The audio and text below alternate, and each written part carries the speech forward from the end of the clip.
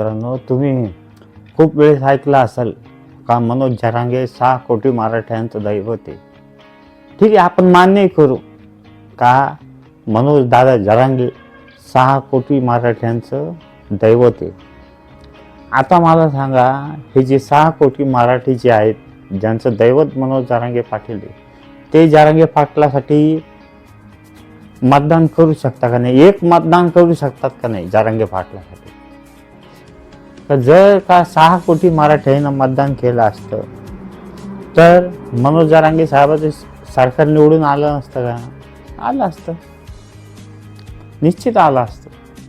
ते मनोज जरांगे मुख्यमंत्री झाले असते, त्याच्यानंतर त्यांचं सगळे गॅजेट लागू झाले असते. हैदराबाद गॅजेट लागू झालं असतं, सातारा गॅजेट लागू झालं असतं, मराठ्यांना आरक्षण भेटलं असतं.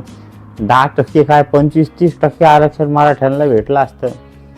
मग का बरं मनोज जरांगे निवडणुकीत उभे राहिले नाही? का तरी झाले नाही? भाजपला तर फक्त 135 जागा निवडून आल्याने टोटल जे एकूण मतदान पडलं त्यांना 1 ते 2 कोटीच्या मध्येच पडलं.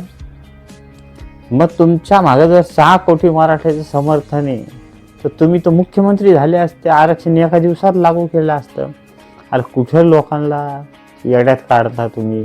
ते काळबांडे रोज उठलं मीडियासमोर येतो आणि म्हणतो की मनोज दादा 6 कोटी मराठ्यांचं दैवत आहे. अरे 6 कोटी मराठ्यांना मतदान केलं असतं तर तुम्ही सत्तेत झाले असते, सत्तेत गेले असते, आता आरक्षण लागू झालं असतं, सगळ्या मराठ्याला भेटलं असतं, आमचं रद्द केलं असतं तुम्ही. तर हे असं फापाऱ्या मारून चालत नाही. नुसतं टाळ्या मारायचे कामं करू नका. तुमच्या मागे जनता नाहीये. जनता जर तुमच्या मागे 6 कोटी मराठे असले असते तर आज तुम्ही महाराष्ट्राचे मुख्यमंत्री असले असते जरांगे पाटील, आणि सगळे मराठे आरक्षणात गेले असते. काही सांगायचं आमच्या मागे 6 कोटी मराठे, 6 कोटी मराठे. कुठे आहे तुमच्या मागे 6 कोटी मराठे? नुसतं फापाऱ्या मारून आता लोक तुम्हाला चुत्यात काढते का तुम्ही लोकांना चुत्यात काढते, हे काय कळायला मार्ग नाही.